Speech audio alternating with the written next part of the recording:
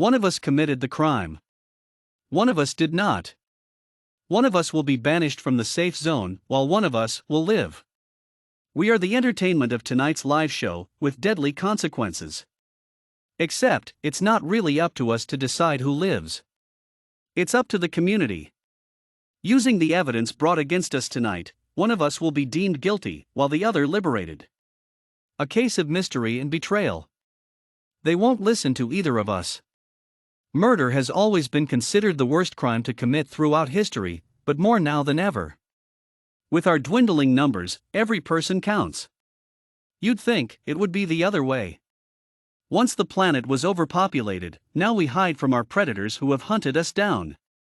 We stand in the dirt arena in front of the colossal wall, the wall that protects us, as angry people pelt many stones at us. We duck with our hands tied around our back, trying our best to avoid the small rocks. Luckily, so far we have managed to evade all flying rocks. Soon enough, one of us will be pushed outside these walls that have managed to protect us so far. Standing on the bleachers, the commander holds up his hand, signaling for the crowd to stop, and it works. No one disobeys the commander. Except for us. It has been declared that the council member Anthony Tarantino was murdered yesterday. The suspects, proven by witnesses, here stand as Iphigenia and Koa. One of them is guilty by committing the murder, and one of them is wrongfully convicted. He turns and spreads his broad arms to the audience. Citizens, which one is guilty? What evidence do you bring to prove their liability? Commander Smith was enjoying this way too much. All I want in that moment is to wrap my arms around Koa, but we don't dare. Instead, I sneak a glance at him. He looks at the ground, dark hair falling over his eyes. He refuses to meet my gaze because he is afraid. We both know what will happen. Thrown out of the gates of the safe zone, such a creative name, I know. How long until we are no longer safe, and into the hungry jaws of the dinosaurs? The justice system in our small community was developed over a few days when the first crime was committed. There wasn't much time put into the process when the dinosaurs were brought back into existence. So, as humanity was killed off and our numbers died, the walls were built quickly. People evacuated to shelters and underground islands and such, but they won't last long without the resources necessary. Here, we still have access to sunlight and agriculture and such. But the walls were built so quickly the city never became properly organized. Thank God none of those carnivorous flying dinosaurs were brought back, we'd be dead meat. One of the witnesses stands up to declare. I found Anthony Tarantino dead in the lab when I went to send him a message. Everyone knows he is dead. Yeah, he was dead. He was found in the Ecolab, the lab for monitoring our environment and looking at our available resources. Only a few months in after the dinosaurs were brought back, there was already an entire lab set up with the few tools we had left, and some courageous voyagers managed to go outside the walls to collect scientific tools. Most of them didn't make it back. Another man stands up to announce he was found with a knife in his back, and Koa here was found limping and with blood on his clothes. I found him hiding with Iphigenia in the storage center. Even he knows it was self-defense. But here, closed off from the rest of the world where the monsters lurked, any murder is murder. Even self-defense shall be punished. Apparently, it's only fair. Since when? That settles it then, the answer is clear. Koa, how do you plead? My stomach lurches. I can't breathe or function. I nearly faint for 1 second. They are going to banish him, and I will never see him again. Koa, the boy who I fled with to the safe zone. We promised to protect each other, and here he was, about to be slaughtered by a bunch of dinosaurs that were supposed to be extinct. They don't understand. Koa starts to speak, but I cut him off. No. Listen. We tried to tell you, Anthony Tarantino was one of the scientists who brought the dinosaurs back into existence. He is the reason we have to live behind these walls as our very own species heads to extinction. When Koa and I dash. Enough. Commander Smith roars, enraged. No. Listen to me. We found out that Anthony had been behind the works along with documentation on the computer and his science reports he had locked up, and we confronted him. He tried to kill Koa because he knew his secret. I struggle to free myself from the ropes behind my back, but the attempt is useless. Murder is murder, Iphigenia. You know the rules. He could have a chance at survival out there, you know. Commander Smith responds in an attempt to act calm. That's the whole point of this justice system: break the rules, they won't kill you. Instead, they banish you from the safety of the walls into the now jungle of monsters. You'll probably die, but there's a chance you won't. And if you don't die, then you can rebuild society in another civilization, to help restore the population of humanity. So, you die from dinosaurs, or you live and contribute. I don't know which is worse, a chance at survival and a chance at dying a terrible, painful, gruesome death, or a quick, easy death with a bullet. I look at Koa.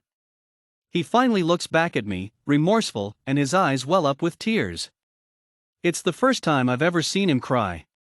I have to do it. I have to. No. Koa did not kill Anthony Tarantino. The audience becomes silent and grows still, and Commander Smith stops in his tracks. Then who did, he asks, his voice apprehensive. I did.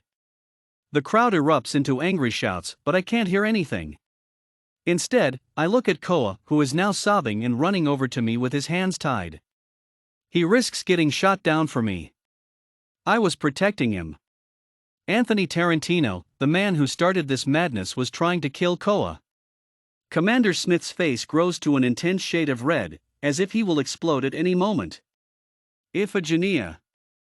You are banished from these walls, and you can never return as the price of murder of your own kin. Koa cuts him off.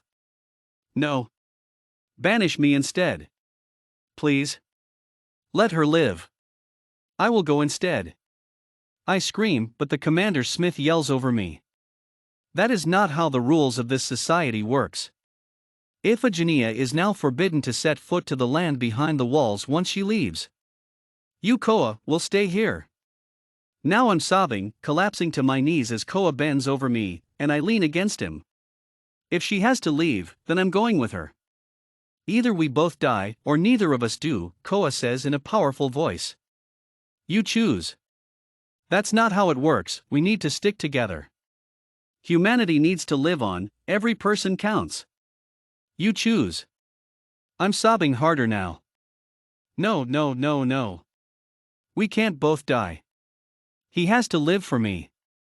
Don't do this, I whisper as tears stream down my face. I love you. We will always be together. I will never leave you, he whispers back, gazing into my eyes. Fine. You both are forbidden from this region as collaborative murder. He turns to another member of the city, send them to the gates. He doesn't care about us. I remember when we both came here, after the continent became Jurassic Park. Before everything exploded into chaos, other countries decided it was a bright idea to bring back deadly animals that died off millions of years ago. I couldn't find my family after I lost them in the stampede of people when the dinosaurs escaped. Instead, I found Koa. He was lost too. We managed to survive on our own just in time to find the safe zone. We have lived here for only 6 months, and now we are to be kicked out and killed. We all die sooner or later, I just hoped my own death would be a little less terrifying. We humans were supposed to know all, conquer all, according to some people. And now, we are dying at the hands of our own work. Someone grabs me and pushes me to the gates, and another grabs Koa. Soon enough, we are standing right before the giant doors, strong and powerful. They look like the doors of the Maze Runner, a movie I saw when life was normal. Their presence commands awe and power. The person behind me cuts off the ropes tying my hands. Don't try anything, he hisses into my ear. Like I would. Once those doors open, there will be another set of doors in front, so no one will be at risk of letting dinosaurs in. Open the gates, push us out, close the gates. And then, open the second doors so that we will be forced into the wilderness. The colossal doors slide open, widening the gap that wasn't there before. All eyes are on us. The man behind me jabs me in the back, pushing me forward.